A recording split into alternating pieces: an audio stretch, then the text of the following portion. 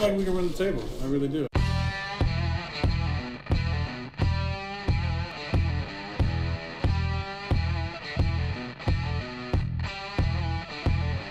Giants looking for a stop. They're going to air it out. Rodgers does this better than anybody. End zone, Cobb, touchdown! Unbelievable! This to send the Packers into the NFC Championship game. It is good! The Packers are moving on! Aaron Rodgers has done it again! Grossi Posse Packer Nation, welcome to another episode of Packast, the podcast where you don't have to be a Packers fan, but it sure does help. I am your host, Tom Grossi, and oh boy, do we have a treat for you today. As you may be listening right now, we already interviewed our Browns fan. I was looking forward to that, but this guy reached out to me, and he had a story that I couldn't turn it down. I couldn't turn it away. I was hooked from start to finish.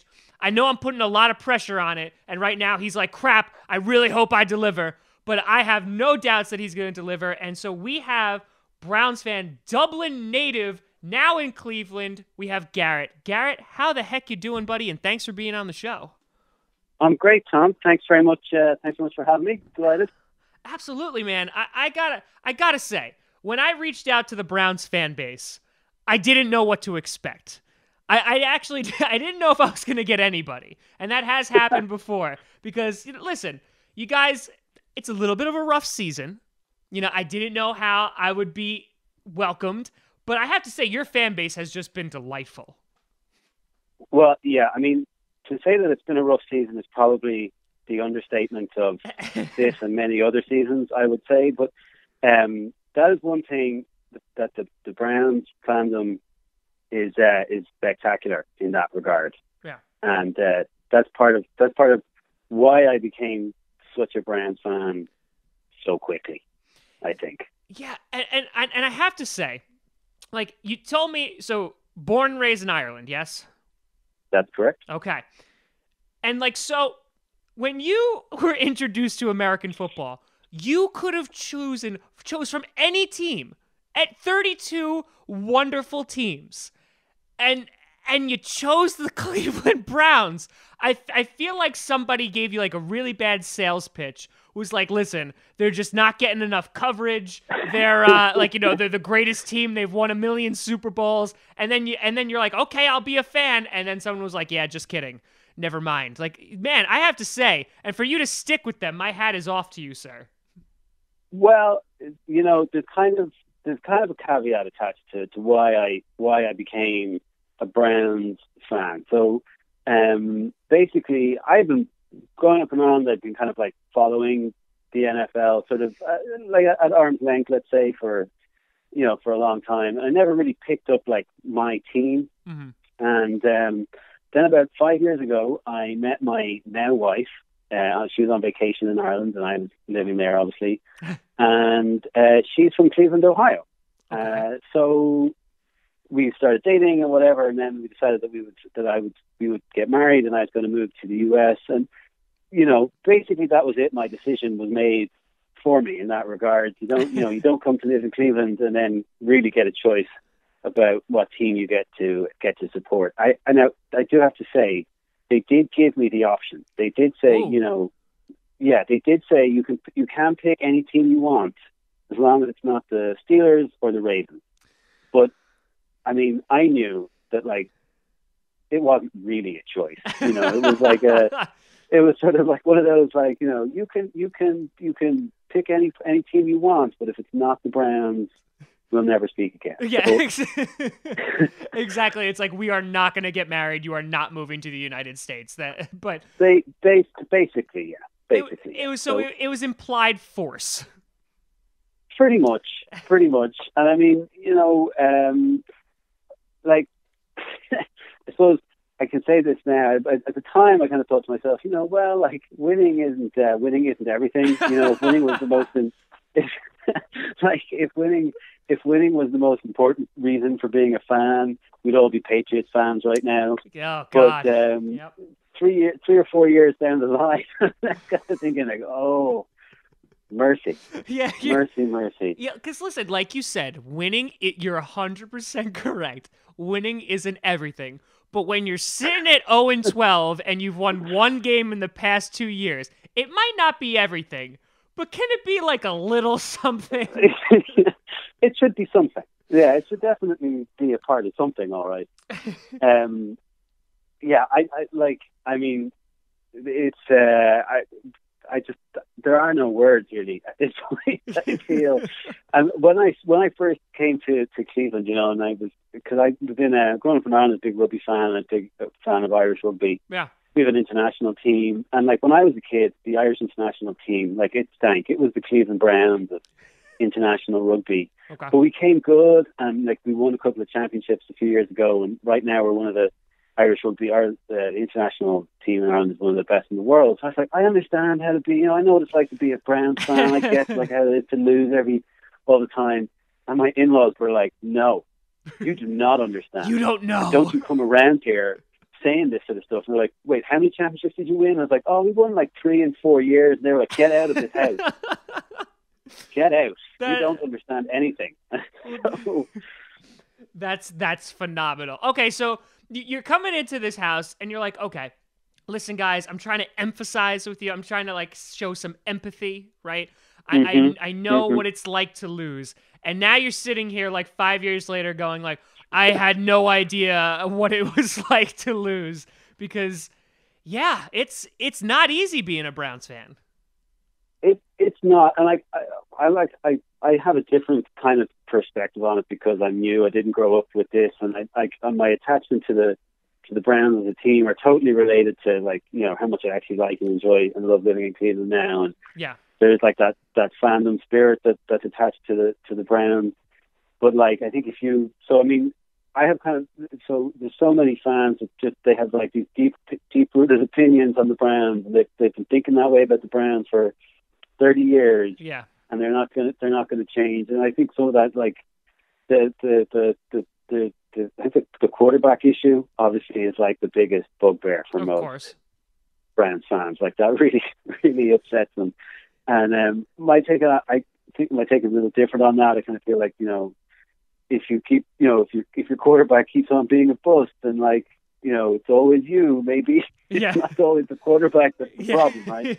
Yeah. But, it's the I don't say that in front of anybody, obviously, because of course not. I get punched out. Yeah, that's why we're keeping your last name omitted here. It's literally you're like, I got a fake name, fake mustache, fake everything. I get you. Okay. Oh yeah. So all right. So I gotta know.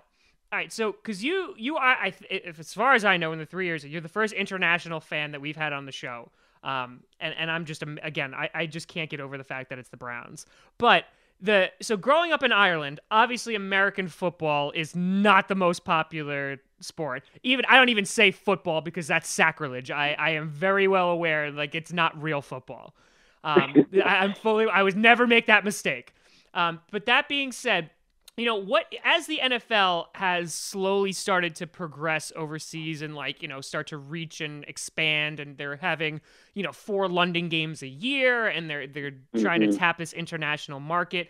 You know, what was American football for you growing up? Was it something that I know you didn't really pick a team. Was it something you really, like, paid notice to? Was it something that over the past few years has gotten more popular? You know, kind of walk me through what it's like to be a football or American football fan in Ireland.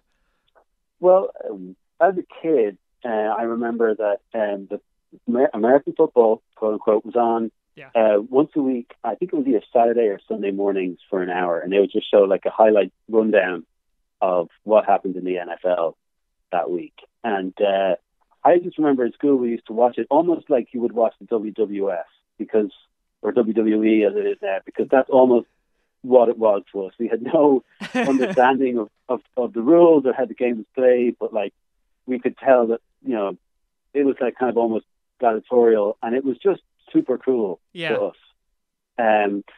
Being that we were little kids and it was only on once a week, we never really kind of got to grips with it. But it was something that we were aware of and we enjoyed. And the Cowboys, this is in the mid-90s, so the Cowboys were the big team at the time. Everybody was into the Cowboys. Yeah. And, you know, teams like that, and to a certain extent the Steelers, I guess, a little bit, were like the big the big teams. And then, like, sort of later when I got into our 20s, they started showing the games on cable, basically. So me and my buddies would watch it on cable kind of Sunday nights. Because of the time difference, obviously, the games are on much later in Ireland. So you would usually get two games, maybe. You'd get a game at the 1 o'clock game here was on about 5 o'clock Irish time. And then the 5 o'clock game would be on about 9 o'clock. So we would usually watch a couple of those games. Me and my roommates would watch a couple of those games sort of about once a week.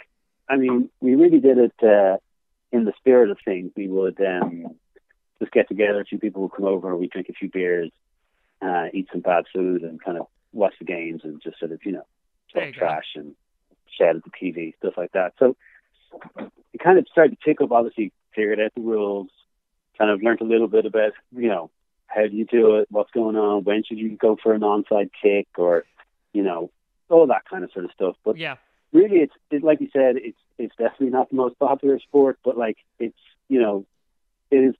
People are aware of it. People know who the teams are. They know who the big stars are. Yeah. It doesn't get featured on the news or anything like that, but people do watch it. It's like it's right there on it's there on cable. You can watch it. It's not as omnipresent as it is here. I mean, that was one of the big things for me since I moved here. Is like once the football season starts, you cannot get away from it. Oh, no.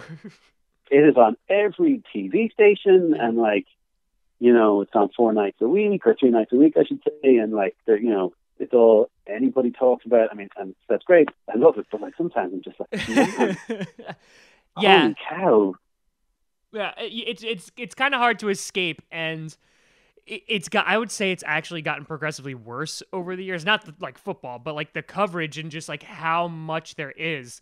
It's that, you have Sunday night football, then you have Monday football, then you have Thursday football. Sometimes you have Saturday football. And even at some point I'm like, all right, guys, we need to take a chill pill. Yeah. We need to pump the brakes a little bit with how much football we're watching here. I mean, I guess because it's only like 16 regular, 19 weeks in total or 16 regular weeks? Yeah, only the 17 weeks, yeah. That's a pretty short season, soccer is like 40 weeks of the season. Basketball goes on forever and ever, so does baseball. Yep. So I get you've only got 17 weeks. You got to get all the, I say 17 weeks because the Brown season is never going to be longer than 17 weeks. So, you've really got to get your fill of football in those 17 weeks. So I get it, and I do enjoy it. But man, it is everywhere. And I guess if you're a TV, if you're a network, and you're spending, I don't even want to imagine how much money to broadcast this football. You got to make it pay. Yeah, you're 100% correct, and that's awesome. So it's present in Ireland, right? It's obviously nothing like it is here, which we are a football obsessed nation by far. So I have to ask. So you meet your now wife, right? Mm-hmm. And before that, you know of the teams, you know who's good. Are the Browns even on your radar before you meet your wife? They actually were, because I was aware of this because I had been paying attention to the NFL kind of vaguely when I was younger. When the expansion happened around 99 and the whole controversy of the Browns becoming the Ravens and them starting up, all of that I didn't really know anything about it. I just knew that it had happened.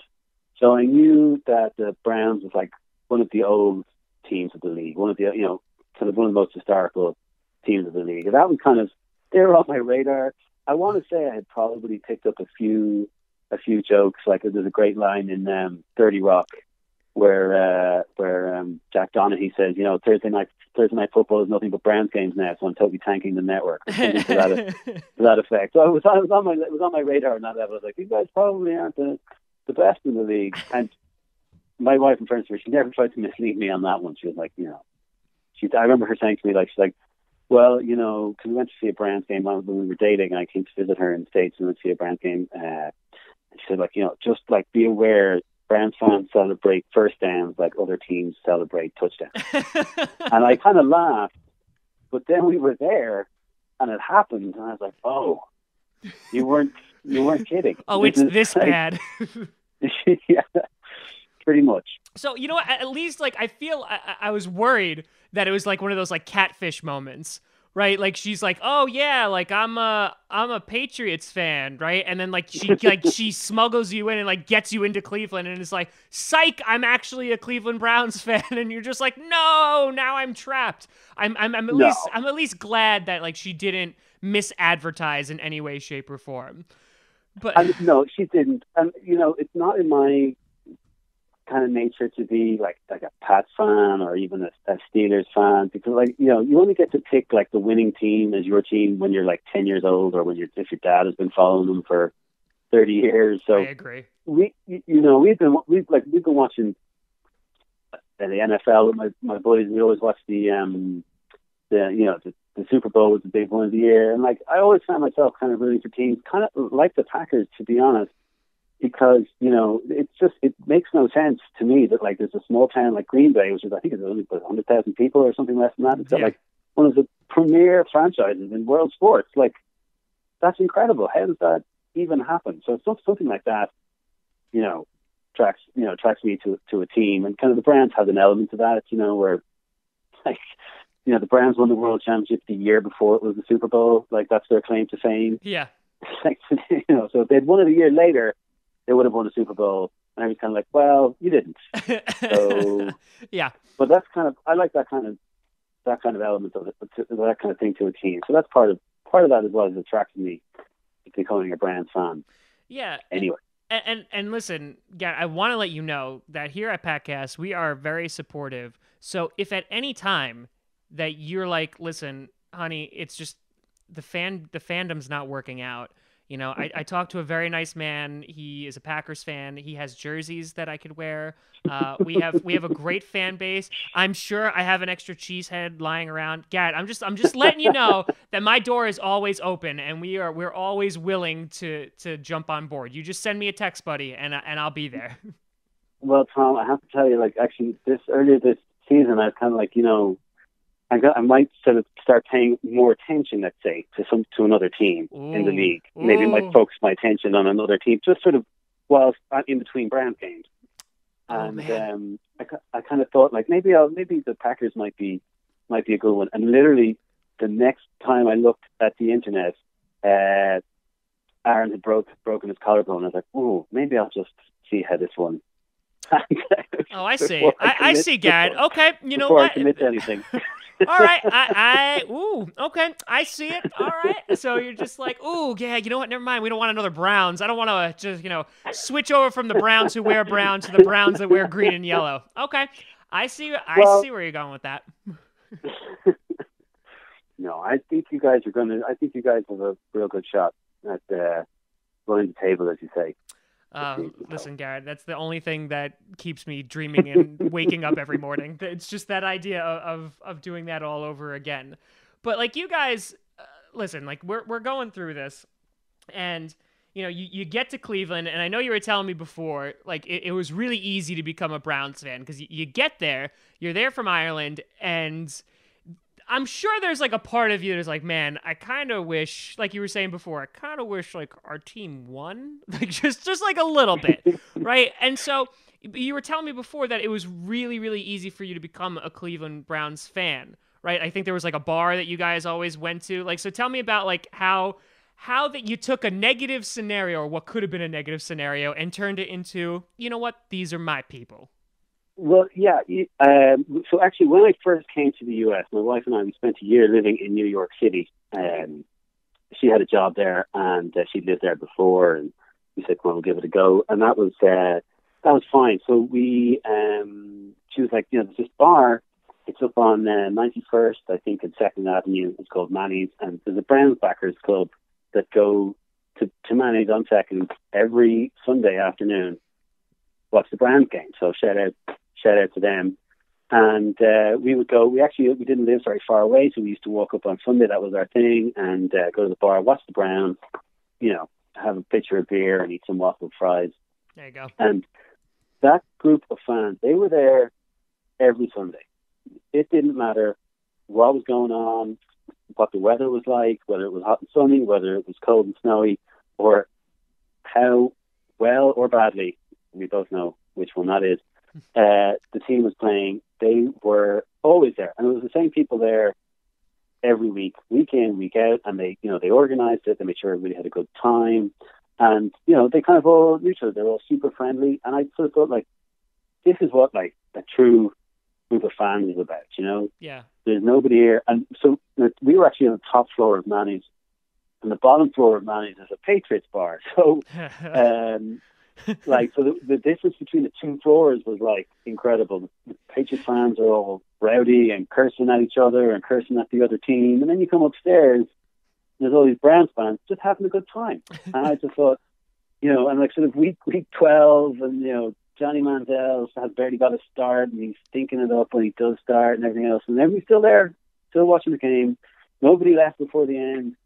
Everybody's having a good time. I thought, this is a team. It's easy to see why people care about this team, because obviously these people do, and that just made it easy. And you mentioned about being the first international fan. They have a raffle there every week. And one week I won a Cleveland Browns football. And I went up, and the guy said, "Where are you from?" And I said, "I'm from Dublin, Ireland." And he kind of went, "Holy shit, we've got an international Browns fan." So I was obviously their first international fan as well. So delighted to be broadening people's horizons all over. Yeah, because the first thing that when you first reached out, the first thing I was like, oh, awesome! Like, I get a perspective from an international fan. Kind of see what it's like in Ireland. And then the second thing was like, why in God's name did you ever pick the Browns? Like, when you had, because so many people I talked to, like their dads, it was passed down. Yeah. It's a tradition thing. Like the Browns fan I just talked to was like, yeah, my dad was miserable, so he was like, yeah, he passed that on to me, and I was like, all right, might as well be miserable too. And and yours was, I don't want to say a conscious choice, because I understand what you're really saying, so I understand why you had to be. But it makes sense why you continued to be. Like, that was a conscious choice. Yeah, I mean, listen, in my house, I'm the one who's, like, sitting down 25 minutes before the game starts, ready to watch, So I just, whatever it is, maybe I'm a masochist on some level, I don't know. But whatever it is, I enjoy watching this team. It's almost like a bad soap opera, Will they win this week? Well, maybe not, but, they might. And there's always, hope springs eternal is kind of part of it as well. And believe me, when you haven't won a game since Christmas of last year, whenever the Browns do win their next game, the emotional release is going to be insane. Yeah, I was just about to say that. Like, when you guys, not even when you win a first, like, I saw how the Browns celebrated last year when you won your first game. I have to imagine, like, when this team is actually, like, good, like, when they're starting to make a run of it, and they're putting the pieces together. That has to just feel incredible. Yeah, well, that's the thing. When the team turns the corner, and it will turn the corner, and they start putting together a few wins, it's going to be amazing. Because, like, believe me, if you've never been to Cleveland, you don't know that Cleveland is a football town. Like, I know we've got the Cavs. They won a championship 2 years ago. We've got the Indians who went to the World Series and all that.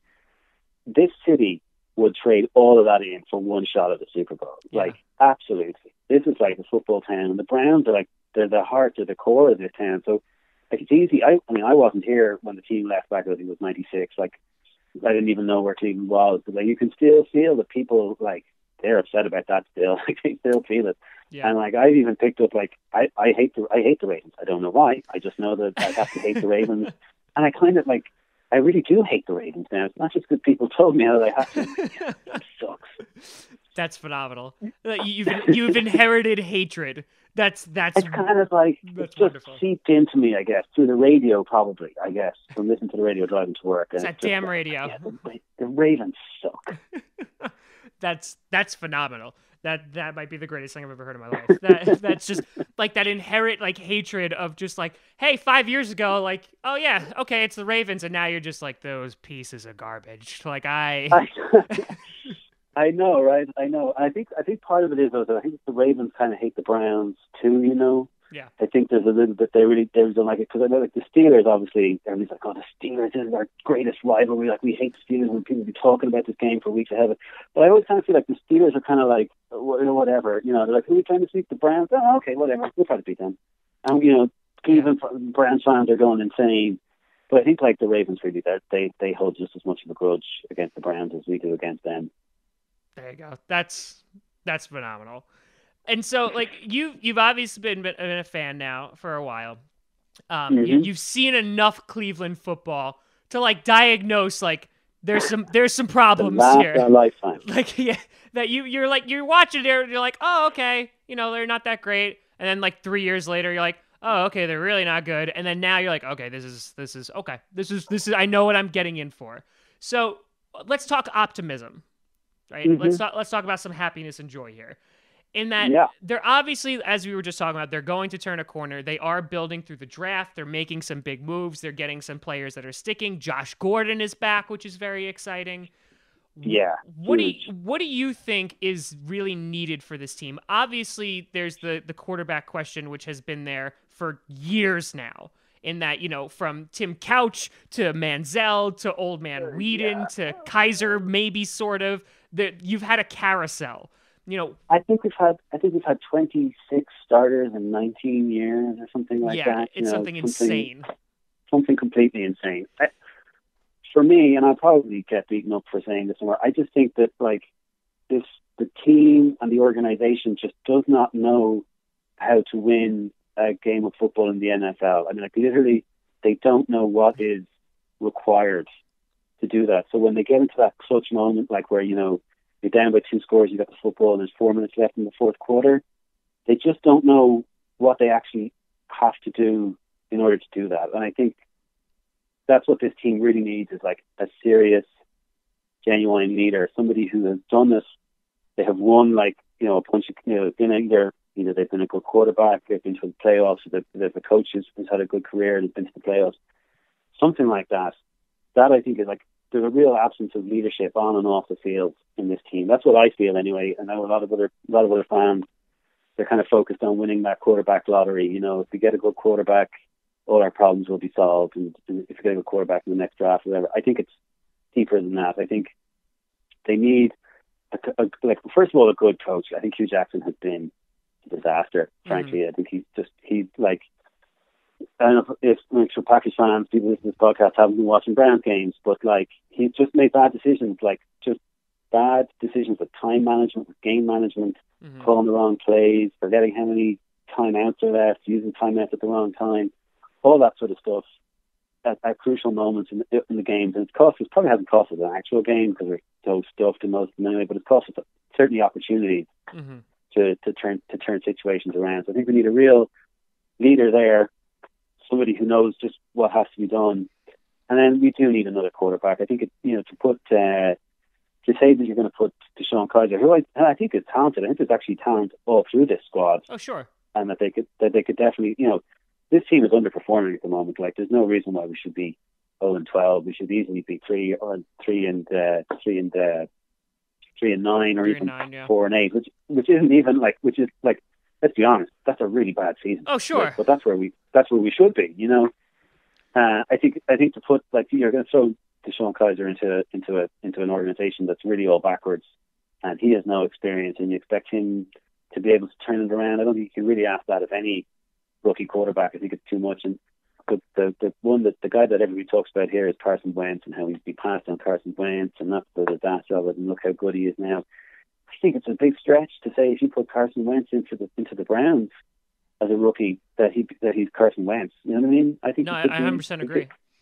He could just as easily be a Deshaun Kaiser. And if Deshaun Kaiser was with the Eagles, who knows? Maybe he'd be having a great season. But I do think we need another quarterback. I think we need an experienced quarterback.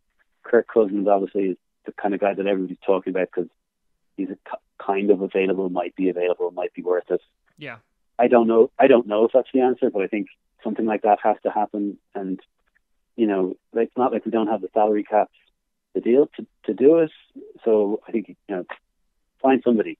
Maybe even Colin Kaepernick, I don't care, but like you have to get somebody in there who's done it before and knows, I've got, I'm rolling out of the pocket here and I've got 3 seconds to get rid of this ball. And that's what I've got to do, because the Kaiser's made that mistake several times through the season as well, because he's just too inexperienced. He doesn't know how fast those NFL defenses move, or he's just got too much. He's just not able to process everything quickly enough. and that's why he's throwing picks, and that's why he's getting sacked and all the rest of it. And I have to say as well, just to kind of sidetrack a little bit, I've got massive respect for Deshaun Kaiser. Like, he is getting slammed every week. He's getting sacked like 4 or 5 times a game. Yeah. He's still getting up. He's still there. He's been treated really badly by Hugh Jackson. He got benched and then he got brought back in, and his head was spinning, and he's still going onto the field, and he's trying his best. So I have big respect for him there. I still think he could be, an NFL quarterback. Not this year, maybe not next year, but I definitely think he could do it.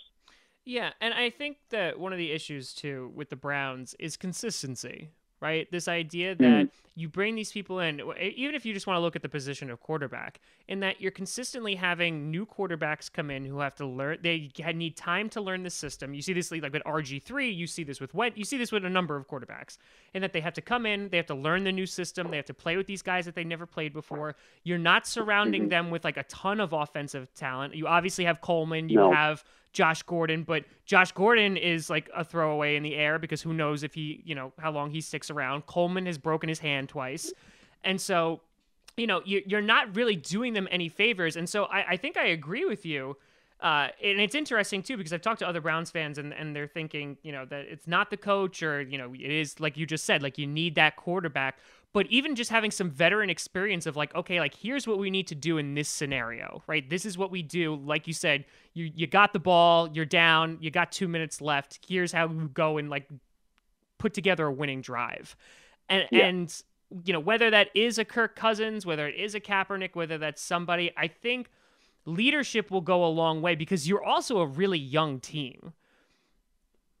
Yeah, we are. Apparently, I was looking at this earlier today. Apparently, we're like actually the youngest team in the league. That's in one respect, that's a good thing. It's obviously, I think that's cost us times this year, and like, I think, we just need a decent quarterback. If we had a decent quarterback who knew what to do or knew how to do it, we'd have won a couple of games this season. And I'm not really trying to have a go at Kaiser on that because, like I said, he is a young guy, but the team is good enough to win games. It's just not happening because they can't all function properly all the time. So if there was just a decent quarterback who was able to get the ball, I'm kind of parroting what I've been hearing today, but they were talking, Josh Gordon should have had 200 yards and at least 1, maybe 2 touchdowns on Sunday, but just the ball was overthrown or it was underthrown. Either way, he was open and the ball didn't get to him. And that could have changed that game. Could have won that game if that sort of thing, if those kind of things happened. So go ahead. I mean, I completely agree with you because you have Josh Gordon, who, when he is on the field, he's one of the best wide receivers in the league. And he's one of those guys like you can just throw the ball up to him and he'll come down with it. Or at least, give him a 50-50 shot of coming down with it. And you see this with Jameis Winston, with Mike Evans. You see this with, a number of different wide receiver quarterback duos. And I think you're missing that one piece. If you're saying like you have great individuals, now you just need to put together like a team effort. Yeah, absolutely. And there's just a couple of keys to the team that need to be there. I think we need leadership on the field. I think we need it off the field as well. One of the rumors that's been going around Cleveland for a while now is that Peyton Manning is going to come on board as some sort of director of football or some sort of equivalent role. They've denied it. His people have put that to bed. They said that's just not happening. But they keep talking about it here. It keeps coming up in the press every week or so. They say, it's going to happen, and he's been offered stock options and everything. I think it would be great. I have no idea what possibly could be in it for Peyton Manning, I have to say. But,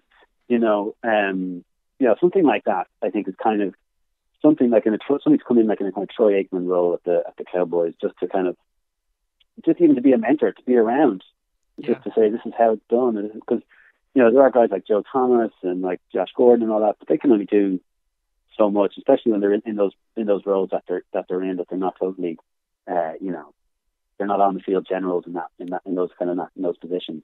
Yeah, I hear you. And so I think when you're looking ahead, right? Obviously, you're looking to win at least a game this season. Do you think that that's gonna happen given the rest of your schedule? Because from a Packers standpoint, I got to tell you, like, I'm afraid for Sunday. not just because like, that we're one game away of a potential Aaron Rodgers comeback, but Brett Hundley has played so inconsistently. Jordy Nelson, who's like one of the greatest wide receivers in the league, has been completely irrelevant. If it hasn't been for our running game and our defense actually playing well, we would not have won a single game. And so, when we come to Sunday, I'm nervous. How do you feel about the Packers game? How do you feel about the rest of the season? Do you see yourself at least getting that one win? Well, I've gone back and forth actually on this game this Sunday. It's all down to Huntley. If Huntley plays well, I think you guys will win. If he doesn't play well, I mean, who knows? Anything could happen. Like I said, I do feel the team's going to turn the corner. I do think like all it takes is like a couple of passes to go to hand and be caught and have a play made, and I think then we win because our defense is actually pretty decent. Depending on what stats you're looking at, we're above the average for the league, and we've got some crucial stops, and we've got our good red zone defense. It's our red zone offense that's the problem, and once that clicks, so I think, I'm not, like I said, I don't get to see an awful lot of Packers football. I think your defense probably isn't as strong as it might be, so you might be a little bit vulnerable in that regard. Mm-hmm. And like you said, if Huntley doesn't play well, I think we could win it. Definitely amongst the fans and the press around here, they definitely feel there's a shot. I think there's definitely a shot. Like kind of my head tells me you guys will probably win by 9 or 10 points, I think. But, there's definitely a possibility that we could turn you over. I think the Bears on December 24th, I think that's definitely our best chance at winning a game. It's the Ravens on the in between. I don't think there's any chance really against winning the Ravens. They're going for the playoffs. Yeah. And, they're just gonna put their foot on the gas, I think, and they're just gonna really go for it. Listen, I would be thrilled if your first win came against the Bears because that would make me very, very happy. So listen, I'm sure. So I'm a bit worried because that's Christmas Eve. I don't know if I'm going to get to watch the game on Christmas Eve because we're very busy and we'll be visiting. I'll probably get to see half of it in one house and half of it in another house. Yeah. And if that is the one game we win and I'm not able to watch it, I am going to freak out. Yeah. I hear you. I'm going to freak out. But I think there's the Steelers then after that. I don't fancy our chances against them either because they're going to be trying to book that spot in the playoffs. And I just think they're too much for us. But definitely, if I was you, I would probably be a little bit concerned because I feel we are kind of like a coming team, and I think we're due a win. Like I think we probably will get that at least that one win this season. I'm not super optimistic, but I feel we probably will. And like a true Browns fan, I'm already excited for next year. Like I'm always excited for next year because I do. Hugh Jackson keeps saying he's not coaching for his job. I think either he's lying or he's delusional. But because he's 21 and 27 now. Yep. I just don't think there's any way he can stay on. I think even just for the fans' sake, you have to say, if you're Jimmy Haslam, you have to show the fans some respect and say this can't go on and send it about business. So I think we'll have a new coach next year. And I think we'll have at least one, if not two, new quarterbacks next year. Because I think we have to recruit a more experienced quarterback. But I also think the best player who's in the draft. So if that's a quarterback, I think we could easily end up with two more quarterbacks next year. And I think that'll make a huge difference if we recruit well, because the team is there. Yeah, and especially like if you have a scenario which you spend the first round draft pick on a quarterback, then you bring in a veteran to kind of coach him up. He can sit on the bench for a little bit and really learn. And because I feel like, especially with a lot of young quarterbacks coming out of the draft, they're thrown right into the fire and they're expected to produce because you get like those flash in the pans, like those Dak Prescotts, you get those Russell Wilsons, you get those Tom Brady, you know what I mean? You get those guys who come in and they play very well. But like you're talking about putting Deshaun Kaiser or Carson Wentz on another team. I mean, I think you could do that with Aaron Rodgers. If Aaron Rodgers like goes right from being from the draft and then playing in the NFL, I don't think he does as well. His first season playing as a starter, he wasn't great. Yeah, of course. There's a reason why most teams do that. It's because that's something that works, and expecting anything else is kind of like, just, a little bit silly, really, to be honest. So you can't just. His name escapes me, but this guy who's expected to win the Heisman this year, he's like totally, I'm not sure if he's going to be in the draft next year or not, but recruiting him and just throwing him straight in, like with a dysfunctioning O line and a coach who doesn't, who's only just started as well. You can't expect him to be like Tom Brady, and like you said, Aaron Rodgers, he didn't do that. No, he spent his time sitting on the bench, watching and learning how it's done, and that's what's helped him become as good a quarterback as he is. Oh, absolutely. And I have to say again, I'm not trying to curry favor here, but I think Aaron Rodgers is definitely the best quarterback in the league. I think he's just phenomenal to watch, and just the way, and then this is a bit of a backhanded compliment, but the way he has dragged the Packers through the season last year was just amazing to me. I thought it was really phenomenal. Oh, that's not a backhanded compliment. That is a fact. That Aaron Rodgers has kept people's jobs for years because he literally is like, oh, we have to win 8 straight games because I have no defense. Okay, here I go. Like, right. I'll do it myself. Literally the entire thing all by myself.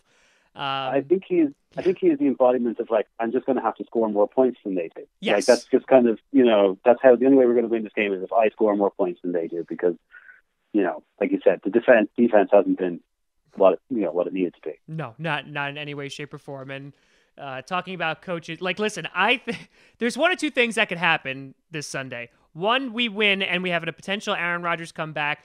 This entire fan base is going to go nuts, and we're thinking we're going to run the table and Super Bowl, here we come. Or the winless Cleveland Browns beat the Packers, and you will hear the explosion from Cleveland. It'll be bad. It will be very. I don't know if people would lose their jobs, but it would essentially seal our playoff fate, and it wouldn't be good, my friend. So either way, something big is happening on Sunday. Well, people love to rag on the Cleveland Browns, but if we win, believe me, if we win this Sunday, it will be deserved. Yeah, absolutely. We will own it. And I have to say, I heard you talking to the Bucks fan last week, and he had a pop at the Browns. And all I can say is there isn't a single Browns fan in this city who wishes they were the Tampa Bay Buccaneers. So love it. I love it. Yes, fight guests from previous episode. Let's do it. Let's just start an inter-guest war. That's great. And you guys are crapped on by everybody in the league. The media doesn't cover you a lot. You're not given primetime games, and I really am looking forward to the day that you guys turn it all around, you turn that corner, and you're able to be successful, because you guys can say, I was here for all the crap, I was here for the bad times, and look at us now. Yeah, I really do think kind of, give us a couple of years, and just all we need to do is just recruit a couple of key positions well, and we will definitely turn that corner, because success breeds success. Once you win one game, it's easier to win a second game. Exactly. That's the heartbreak about how only winning our first game last year at the very end of the season. If that game had come second or third game, who knows? We could have maybe won 3 or 4 games that season. There you go. And that's the same. I feel it's the same this season. I think you spoke about consistency earlier on. Kaiser especially has been inconsistent. Some of the other parts of the team have been inconsistent. But once we get that consistency, we're going to go on an upward trajectory. And I have no doubt that give it 2 or 3 years, we're going to be a really solid team, that can really, put it up to people. I think that's going to be fantastic. I love it. Ending on an optimistic note. I think that's always. I'm very optimistic. Love it. I'm not going to be able to tell any of my wife or any of my Cleveland friends about this podcast, because I've been very pessimistic and probably disrespectful to the Cleveland Browns. But I truly love this team. I think they're great. I love the city. I think it's a fantastic place to be. And I'm here for the long haul. I'm not going anywhere. So I'm going to be a Browns fan forever now. I love it. I can turn around and change my mind. Not that I want to. So of course, you would never want to change your mind. But Garrett, just send me your jersey size, and I'll hook you up, and we'll be good to go. But Garrett, I really appreciate you coming on. It's been an absolute pleasure talking to you and getting to know your story. It's been great talking to you.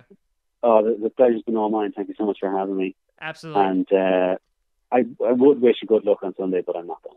Yeah, and listen, likewise, and I do wish you luck on the rest of the season, just not Sunday. And you.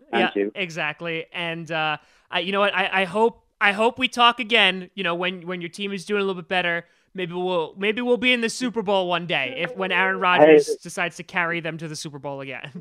It could be 4:00 on Sunday afternoon. We'll be doing better, so you never know. That's very true. Well, if you do win, just know that you will be happily drinking, and I will be sad drinking. But either way, we'll both be consuming alcohol.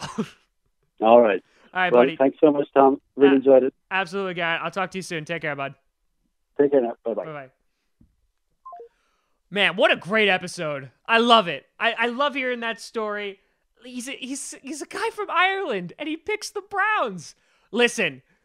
Garret, I don't know if your wife is listening, but you are a keeper, sir.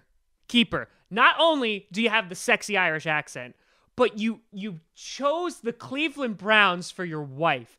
If that's not dedication and love, I don't know what is. So, Mrs. Garret, because I don't know the last name, you never let him go. He's a beautiful man. Beautiful man. You can always find me at TomGrossiComedy.com, TomGrossI Comedy, or Tom Grossi Comedy on Twitter. Check us out, Packast, Packast is this podcast. We're on SoundCloud, iTunes, Google Play Music, and also YouTube twice a week. Every week we do a interview with the opposing team's fan, and we also do predictions episodes as well. Well, thank you so much for watching. Really appreciate it. It should be a hell of a week. I am very nervous, but I hope the Packers can get one more win and then bring Mr. Rodgers back to his neighborhood. Thank you so much for watching. I'm Tom Grossi. And as always, go Pack Go.